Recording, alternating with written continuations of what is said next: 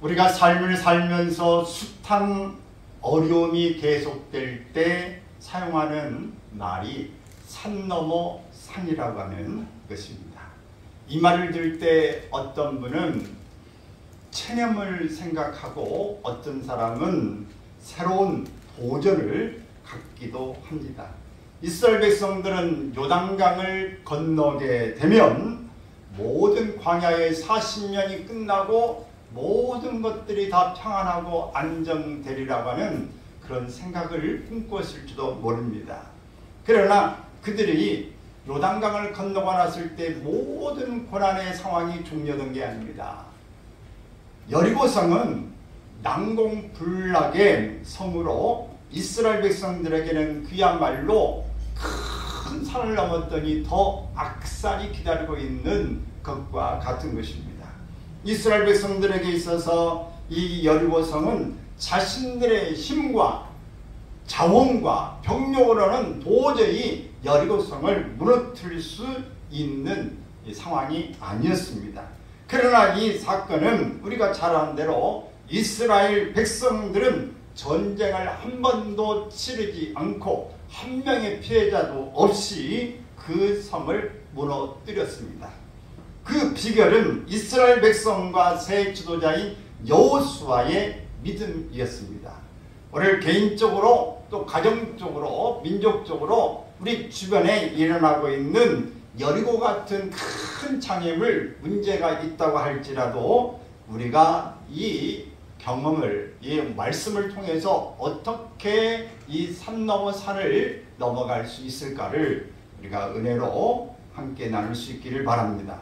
먼저는 하나님의 말씀을 순종하는 이 믿음이 있는 것입니다. 진정한 믿음은 언제나 순종을 가져옵니다. 순종하지 않는 믿음은 진정한 믿음이 아닌 것입니다. 이성적으로 우리가 이해되고 이성적으로 충분히 그렇다고 확신이 되어질 때에 순종하는 것은 누구도 할 수 있습니다. 그러나 이 이성을 넘어선 순종은 믿음 없이는 할 수가 없습니다.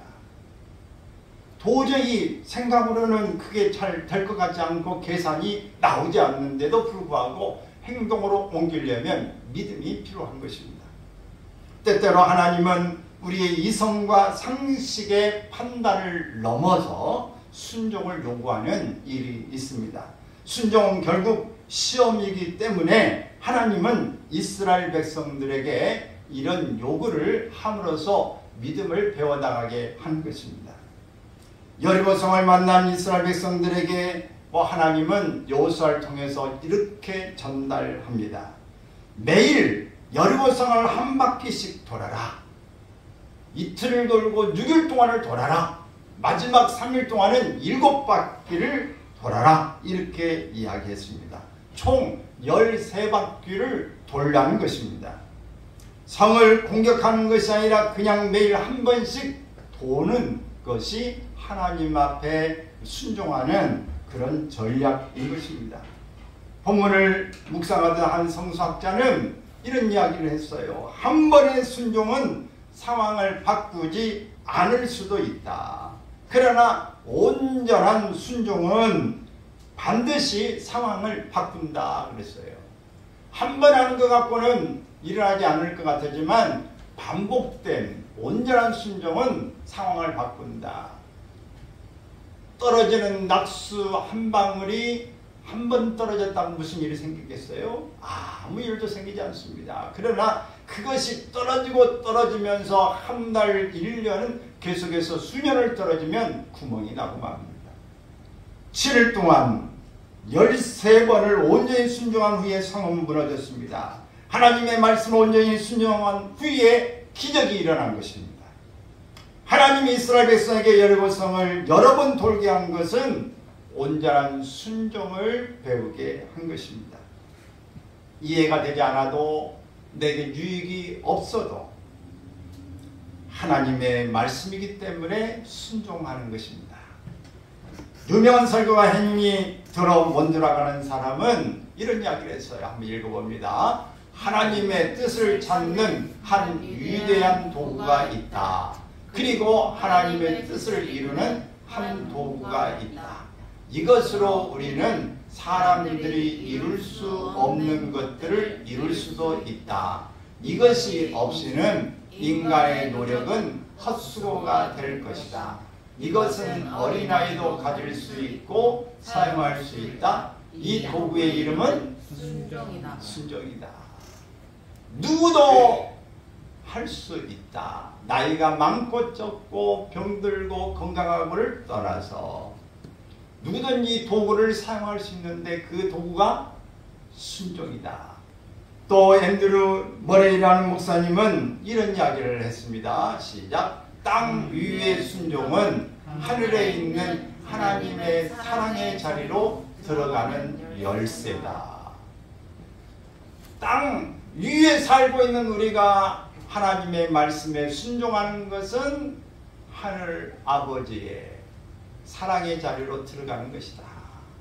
우리가 이런 하나님의 이 뜻 가운데서 하나님의 말씀을 부여잡는 것, 하나님은 오류가 없어요. 하나님은 실수하지 않으십니다. 하나님은 시건치 아니하신다. 그냥 하나님이 말해놓고 내가 했던가 라고 잊어버린 일도 없으시는 분이십니다. 하나님 우리의 삶에 말씀하실 때에 순종하기만 하면 상황은 언제든지 바꾸어질 수 있습니다. 온전한 순종하면 반드시 상황을 바꾸고 기적으로 응답해 주신다고 하는 것을 기억하십시오. 사랑하는 여러분, 하나님의 길과 사람의 길이 다릅니다. 때때로 다를 수 있어요. 자연의 길과 은총의 길이 모순될 때가 있습니다. 이때 하나님의 말씀을 믿고 순종하는 것은 매우 중요합니다. 우리는 성령의 감동하심을 통해 들려오는 하나님의 말씀을 수용하고 순종해야 합니다. 그리고 나팔을 불며 여리고성을 도는 믿음의 행진, 곧 순종의 행진을 시작해야 합니다. 승리의 확신을 가지고 하나님의 말씀에 순종하는 여러분의 삶이 되시기를 바랍니다. 어제 울산에 계시는 한 집사님이 전화를 했었는데 전화 온 게 무슨 일일까? 별로 좋은 일은 아닌 것 같은데 그런 생각으로 아침에 조심스럽게 전화를 했더니 울음 섞이는 집으로 목사님 아버님 어젯밤에 소천하셨어요. 그래서 목사님 소천하기 전에 이제 얼마 안 남은 것 같아서 목사님한테 전화드려서 이제 전화 한번 기도받고 싶었던 것 같아요. 이렇게 돌아가시기 전에 두 가지를 자녀들에게 말씀하셨다. 뭐 여러 가지 내용이 있겠지만 첫 번째, 내가 평상시에 부르는 270장을 많이 불러라. 내가 충분한 다음에 변찮는 주님의 사랑과 그 찬송에 그거 많이 불러라. 그리고 내 시신은 조선대병원에 기증해라.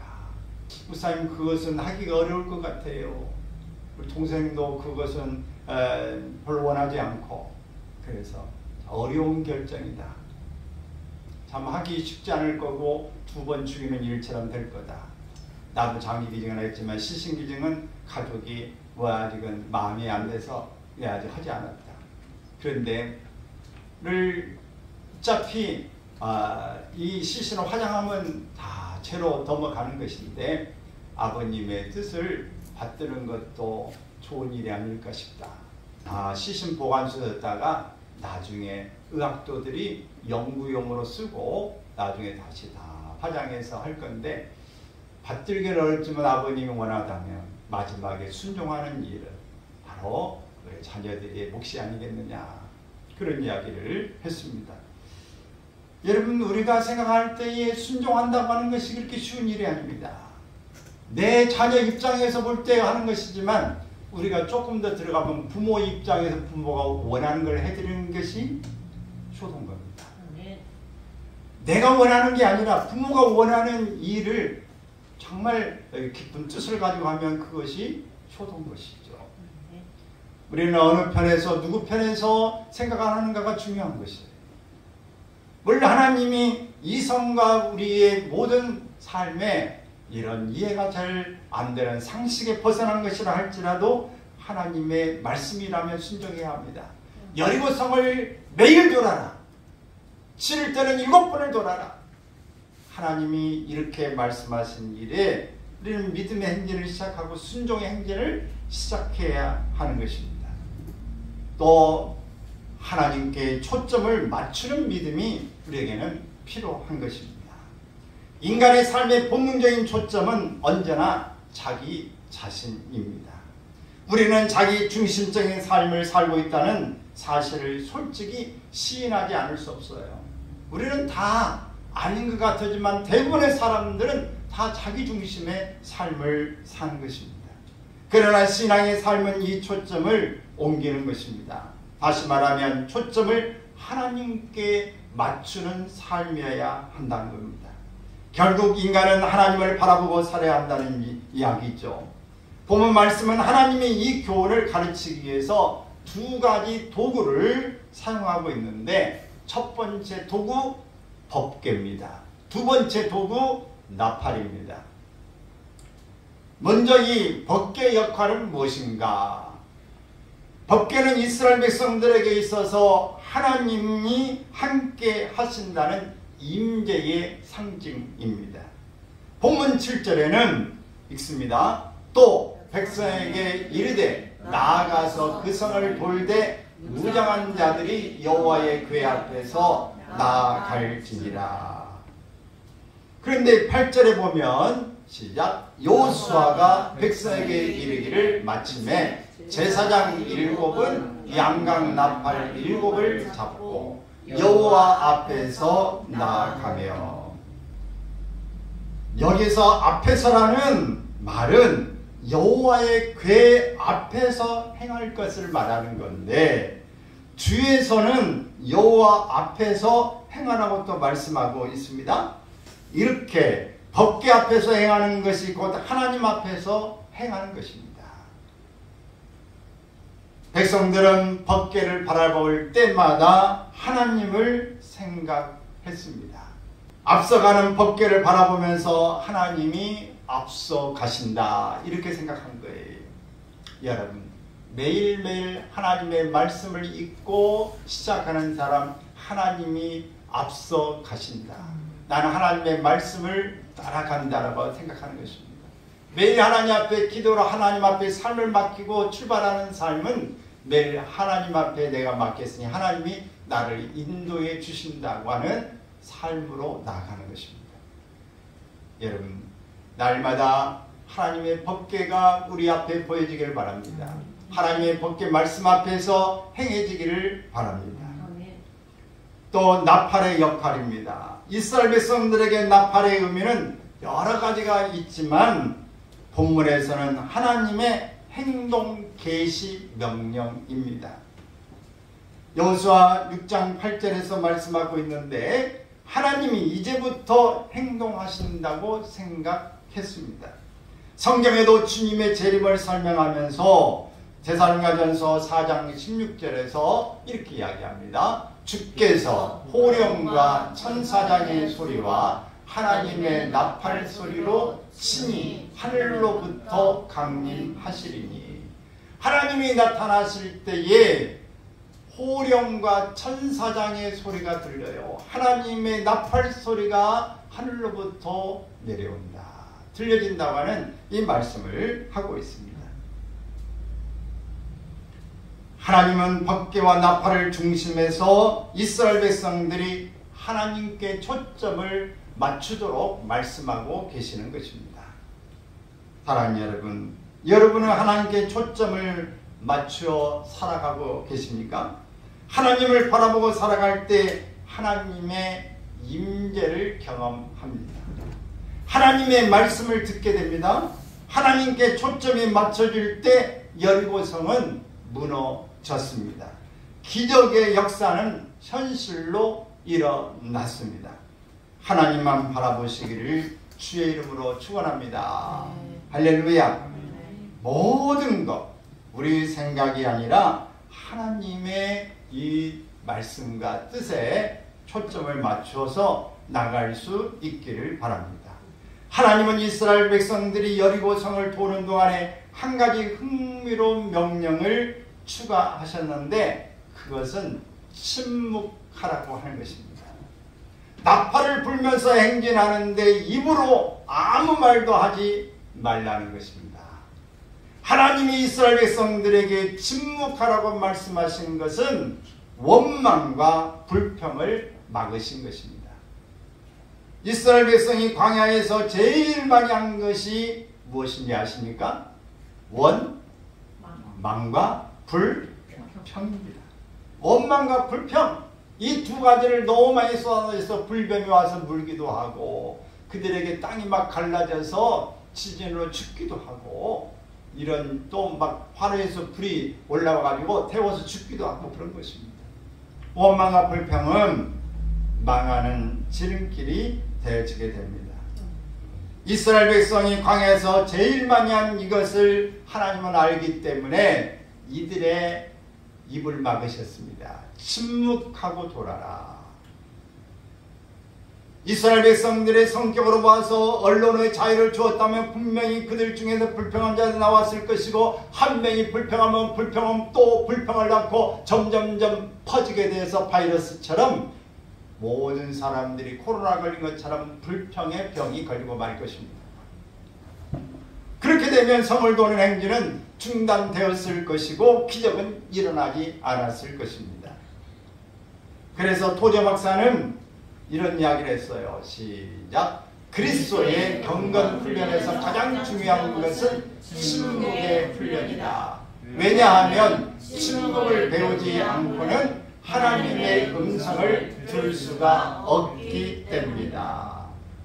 엘리야가 하나님의 음성을 들을 때 바람 가운데서도 지진 가운데서도 불 가운데서도 들리지 아니하더니 세미한 소리가 들렸다 그랬어요. 이런저런 상황에서도 큰 자연적인 상황에서 들리지 않더니 세미하게 조그마하게 하나님이 말씀을 하시더라는 거죠. 조용한 침묵 가운데 말씀하시는 것입니다. 이사야는 그리스도의 고난을 예언하면서 이사야 53장 7절에서 이렇게 말합니다. 시작. 그가 곤욕을 당하여 괴로울 때에도 그의 입을 열지 아니하였으며 마치 도수장으로 끌려가는 어린 양과 털 깎는 자 앞에서 잠잠한 양같이 그의 입을 열지 아니하였도다. 모세가 홍해 바다 앞에서 원망하는 백성들에게 전한 말씀도 조용히 침묵하라. 우리가 어떤 일을 우리가 바라볼 때 조용하게 경청하는 일이 중요합니다. 침묵하면서 바라보는 게 중요합니다. 하나님 앞에 큰 소리로 기도를 하고 이렇게 외치는 일이 필요합니다만은 우리가 맞춰놓고 난 다음에 조용히 하나님의 음성을 들을 필요가 있어요. 하나님이 원하시는 게 뭘까? 하나님이 내게 무슨 말씀을 주실까? 오늘 이것을 우리가 기다리는 일이 필요한 것입니다. 사랑하는 여러분, 하나님은 이스라엘 백성들에게 말을 할 수 있는 자유를 완전히 막으셨는데 여리고성의 정복이라는 중요한 과제 앞에서 침묵의 명령을 하신 것입니다. 나는 뭐 말을 못하게 해. 나는 입이 있어. 당신만 입이 있어. 나도 말할 수 있어. 라고 이야기할 수 있습니다. 웅변은 응이다. 침묵은 금이다. 들어보셨죠? 여러분 어떤 때는 조용한 것이 이길 수 있는 일이고 그것이 훨씬 더 말을 많이 하는 것보다 강력한 힘이 되어질 수도 있는 것입니다. 여리고성의 정복이란 중요한 과제 앞에서 침묵을 통해서 눈을 법궤에 고정시킬 수 있습니다. 말을 많이 하면 정신이 분산되고 말하는데 집중하기 때문에 생각이 흐트러져요. 근데 조용하면 우리의 초점이 모아져서 한 군데로 여기에 중심이 가는 것입니다. 그들의 귀는 나팔 소리에 집중하게 되어집니다. 여러분 우리가 금식 기도를 하게 되면은 거기에 중요한 몇 가지가 따라와요. 아 배고프다. 아 힘들다. 먹고 싶다. 이런 생각이 육신적으로는 들어요. 근데 금식을 하면 몇 가지 따라오는 게 또 있어요. 시간이 많아요. 그 먹는 게 별거 아닌 것 같은데 그게 안 먹으면 별 할 일이 없어요. 시간이 많이 나요. 그리고 이 먹는 것에 대한 생각이 가끔 나기도 하지만 안 먹기 때문에 시간이 많아서 뭐랄까 조금 더 먹는 일에 집중을 안 하기 때문에 다른 데 생각을 집중할 수 있어요. 하나님 앞에 기도하는 제목을 가지고 가게 되고 성경을 좀 더 읽게 되고 금식하면서 뭐 있겠어요? 작정하고 하는 일에 말씀 읽고 기도하고 어떻게 해야 됩니까? 하나님의 은혜를 구하는 일에 몰입할 수 있게 되어집니다. 우리가 하나님의 그 말씀과 이 법궤와 나팔술에 집중할 수 있는 것이 이때 침묵을 통해서 이루어진 것입니다. 침묵은 자신을 돌아보게 합니다. 침묵은 하나님께 집중하게 하는 것입니다. 침묵은 기도하게 합니다. 침묵을 통한 믿음으로 기적의 주인공이 되시기를 바랍니다. 아멘. 할렐루야. 아멘. 그래서 오늘 이스라엘의 믿음, 오늘 여리고성에 대한 말씀을 우리가 했는데 이렇게 우리는 하나님 앞에 말씀이 떨어지면 내 생각이 믿어지고 안 믿어지고를 떠나서 뭐 해라? 순종해야 된다. 순종해야 된다. 또 우리 하나님 앞에서 우리가 하나님의 명령을 이렇게 받게 되면 그 다음에 순종할 뿐만 아니라 어떻게 해야 된다? 하나님께 뭘 맞춰야 된다? 하나님께 초점을 맞춰야 된다. 초점을 맞추는데 무엇과 무엇에 우리가 집중해야 된다? 도구, 법궤와 나팔에 집중해야 된다. 이 법궤는 하나님의 임재를 상징하는 것이고 하나님의 나팔소리는 선지자를 통해서 말씀하시는 것처럼 하나님의 말씀을 나팔로 불어주는 것입니다. 그래서 우리가 그 음성을 듣고 움직여 가는 것입니다. 올해는 17주년 송천동에 온 것이 우리 주보에 보면은 맨 위에 2006년 9월 24일이라고 되어 있는데 오늘이 딱 9월 24일입니다. 22일에 계약을 하고 24일에 첫 주일을 맞이하면서 예배 드렸던 것인데 올해 17년이 됐어요. 맨 처음 제가 이 산속에서 우리 교회가 아니고 내가 개척하지 않는 기도원의 원장님의 그 기도처를 2년 동안의 목회를 거기서 했어요. 어쩌다가 이제 일주일에나 또 2주에 한 번 정도 원장님 모셔서 기도 하고 나머지는 제가 목회를 했습니다. 그러다가 본격적으로 지하에 개척을 했어요. 거기서 2년, 3년쯤 목회를 이렇게 하게 되고 이제 여기서 지하에 있으니까 물난리로 나오고 힘들어서 이제는 지하를 탈출해야 되겠다. 그래서 올라간 게 2층이에요. 지하 50평에서 지상 50평으로 갔어요. 거기서 이제 또 2, 3년 있다가 이제는 지상에 이제 땅으로 가야 되겠다. 1층에 있는 걸로 가야 되겠다 했더니 가수원으로 가게 되어서 거기에 70평으로 건물 70평의 마당까지 있는 데로 가게 됐어요. 자, 우리가 거기 임대로 있게 되었는데 이제는 건물을 지어야 되겠다. 이제는 여기 왔으니 다 지하에서 2층으로 2층에서 1층으로 가고 거기까지 왔으니 이제는 이 건물을 지어야 되겠다. 하다가 송천동에 갑자기 광고 보고 찾아온 것이 5천만 원 가지고 찾아온 것이 송천동에 건물 다 지어진 것을 오게 된 것이 17년 전의 일입니다. 자, 이제 이렇게 해서 힘든 과정들을 겪어오면서 산 넘어 산처럼 매일 왔는데 어떻게 해야 되나. 쉬워지는 게 아니라 어려운 문제들이 계속 닥쳐오면서 넘으면서 어떤 데는 이 법원에 가서 또 이렇게 뭐 경매도 넘어가는 거 또 뭐 풀어야 되고 어떤 개인 회생도 되지고 왜 어떻게 해야 되나 막 은행도 다니고 독촉도 받고 여러 이야기들 또 교인도 물질이기 때문에 떠나가기도 하고 이런저런 일들이 많이 있었던 이 시간들이 있어요. 그러면서 하나님 앞에 기도하기를 이제 어렵지만 하나님 주셨지만 이 건물을 더 이상은 버티기 어렵고 여기 이자로 다 나가고 이자도 감당하기 어려운 상황에 하나님 어떻게 해야 될까요? 그러면서 이 건물을 매매해야 되겠다 하고 정리하고 짐을 여기 새로 시작했자. 새로 위치한 것처럼 시작하고 우리가 선교센터를 우리 하나님 가지고 가야 되겠다. 이런 꿈을 가진 것이 수년 동안 기도하기 시작했는데 건물이 매각이 안 돼요. 그러다가 이 시작한 것이 이제 10억에 팔아라. 그래서 팔려고 계약까지 마지막에 하려다가 이건 아니다. 그래서 그 부분이 해봐야 빚 갚고 빚도 다 청소 안 되는데 의사 이사 가기도 어렵고 아무것도 남은 게 없어요. 그건 아니다. 그래서 버티다가 결국은 하나님 앞에 약속을 합니다. 하나님 오늘 이 부분에 나오면 하나님 앞에 이제 선교를 하겠습니다. 10분의 1은 여기에 선교를 하겠습니다. 그러한 다음에 하나님이 정말 가장 지가가 높을 때 하나님 매매를 해준 거예요. 그래서 우리가 여기 왔고 충동을 받고 잔금은 아직 다 받지 못했지만 다 받을 줄로 믿어요. 그런데 우리가 선교로 5천만 원을 이제 하나님 앞에 하겠다고 약속했는데 벌써 2천만 원을 지출했습니다. 여기가 1년 동안에 지출했어요.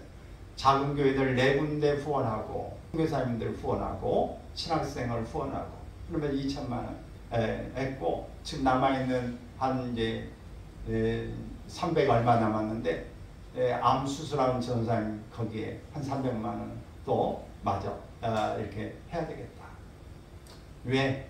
하나님 앞에 먼저 우리가 이 센터를 완성은 5억짜리인데 조금 더 좀 할인 깎아보려고 하는데 여기에 가기 전에 먼저 5천만 원을 한다고 했으니까 빚은 좀 쳐 갈지라도 우선은 하나님 약속한 것 먼저 해야 되겠다.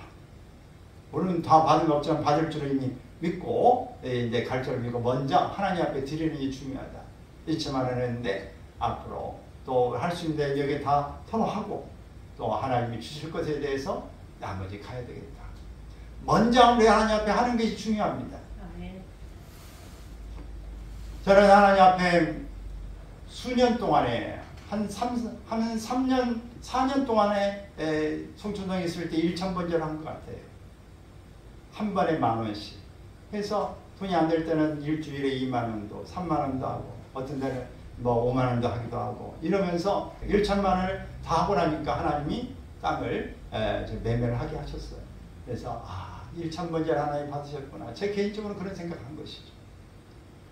오늘 여기 와서 이번에는 10,000원이 아니라 5,000원으로 바꿨어요. 그것을 줄인 대신에 일주일에 10번을 해서 5만 원씩 해야 되겠다. 월급을 받을 때는 20번을 해서 10만 원씩을 해야 되겠다. 앞으로 더 가면 더 할 수도 있지만은 그래서 지금 벌써 360번을 말씀 지금 넣었어요. 그래서 오늘 여기 될 수 있는 대로 1,000번째는 1,000번을 한 것도 하지만 한 번에 이 많은 이 짐승들을 잡아드렸기 때문에 그 기간이 꼭 매일 한 번씩 하라는 건 아닙니다. 될 수 있을 때 뭐 할 수 있으면 하는 것이죠. 저는 이 일을 통해서 하나님 반드시 또 하나님이 뭘 꼭 물질을 축복만이 아니라 하나님 앞에 이 솔로몬이 번제를 삼고 축복하신 것처럼 하나님이 물질도 주시고 네가 하나님 앞에 지혜를 구했는데 지혜뿐만 아니라 지식도 주고 물질도 주고 명예도 주고 부도 주겠다. 하나님이 이렇게 말씀하는데 우리 하나님이 이렇게 솔로몬에게 주었던 것처럼 믿고 간다면 우리에게도 하나님 주실 수 있지 않겠습니까? 여러분 모든 일은 하나님의 말씀한 것을 믿고 믿음으로 가는 일이 중요합니다. 여러분이 다 1,000번째 하라는 얘기가 아니에요. 우리는 하나님의 말씀을 믿고 하나님 앞에 투자하고 하나님 앞에 믿음으로 행하여 가는 일이 중요한 줄로 믿습니다. 1,000번째를 해보니까 하나님이 이렇게 축복하시구나. 그래 또 이렇게 하니 또 하나님께 또 진행해 가시고 또 하나님이 길을 열어주시구나. 저는 이런 생각을 갖습니다. 여러분 다 우리가 하나님 앞에서 살아계신 그분이라면 그분을 향해서 기도하는 것도 저축하고 쌓는 것입니다. 우리가 말씀을 읽고 하나님의 말씀을 순종하는 것도 그렇고 봉사하는 것도 그렇습니다. 모든 일들은 하나님 앞에 하는 일입니다. 법궤 앞에서 법궤 바라보고 가는 것이에요. 매일매일 돌 때 기적은 일어나지 않지만 하나님이 임계치 하나님이 말씀하신 때가 되어지면 반드시 이루어질 줄로 믿는 것입니다. 그러면 여러분, 우리가 하나님 앞에 끝까지 가 볼 수 있기를 바랍니다. 오늘 아까 말씀한 것처럼 시신을 기증하라고 하는 그 이야기가 받아들이기 어렵지만 나는 그들이 그렇게 부모의 말씀에 장로님의 말씀에 순종하리라고 봐요. 믿음 생활까지 잘 믿음을 버티다가 그렇게 평화롭게 임종하셨어요. 그러는데 여러분, 우리가 하나님 앞에 똑같이 힘들지만 순종해 갈 때에 우리 아버님은 이렇게 고귀한 삶을 살았구나라고 자녀들이 대견하고 자녀들이 자랑스러워하는 아버지의 모습으로 남을 것입니다. 신앙생활도 마지막까지 자기 것을 다 주고 떠난 분이다 이렇게 존경하면 했지 아버지를 우습게 보는 자녀는 없을 것입니다. 꼭 우리는 하나님 앞에 최선을 다하는 일로 갈 수 있기를 바랍니다. 우리 하나님의 기뻐하시는 교회로 앞으로 더욱더 힘있는 모습으로 가야 할 것입니다. 17주년이 되면 17주년은 고등학생이 된 거예요. 고등학교 될 때는 힘이 얼마나 왕성합니까? 이렇게 힘이 왕성한 일들 가운데에 운동도 하고 공부도 하고 활기차게 움직이는 즐겁게 살아가는 나이가 17세 아닙니까? 우리는 17살 고등학생이에요. 그래서 아주 즐겁게 힘있게 패기있게 활기있게 꿈을 가지고 가는 때가 된 줄로 믿습니다. 제가 고등학교 때를 추억해 보니까 고등학교 때는 RUCI 단장이라는 것도 하게 되고 학생회장도 하고 또 이 반에 또 실장을 하고 그러면서 RUCI 할 때 소풍 가면서 장사도 아이스크림도 하고 물건도 떼다가 팔아서 그 자금을 활용하겠다고 하기도 하고 또 다니면서 친구들 간에 등산도 지리산으로 덕유산으로 막 저기 설악산으로 산들을 배낭 메고 친구들이 가기도 하고 캠핑을 가기도 하고 친구들 집에 돌아가면서 놀기도 하고 정말 밝게 놀았어요. 그리고 또 신앙생활도 막 금식도 하고 목이 새가지고 소리도 안 나면 신앙생활도 하고 학교에 다니면서 교회에서 또 학생회장도 하고 그럼 부흥회는 다 쫓아다니고 학교에서 성적은 나쁜 건 아닙니다. 1, 2등을 했으니까. 학부도 만들어내고 학교 다니면서 이런 저런 일을 하고 다 친구들과 함께 만나는 일, 그 다음에 또 은사도 받고 최선을 다해 정말 고등학교 때는 재밌고 즐거운 삶을 살았던 때가 추억이 되어집니다. 선생님들 소풍하고 어디 가면 다 챙겨서 뭐 술 대접도 하고 뭐 이게 다 할 수 있는 대로 학생들이 최선을 다해 했던 시기. 여러분 고등학교 때는 이것저것을 모험적으로 해보는 시기입니다. 즐겁게 해보는 것입니다. 또 위에 어른들도 생각할 줄 알고 또 주변도 돌아볼 줄 아는 그런 시간을 갖는 것이 바로 이 고등학교 때 가장 좋은 꿈 많은 때에 일어난 것입니다. 우리는 이 청년의 때에 새롭게 교회가 앞으로 갈 꿈을 꿀 수 있기를 바라고 활기차게 움직여 갈 수 있기를 바랍니다. 그래서 더 많이 우리 교회가 다 힘써서 큰 일을 행할 수 있기를 바라요.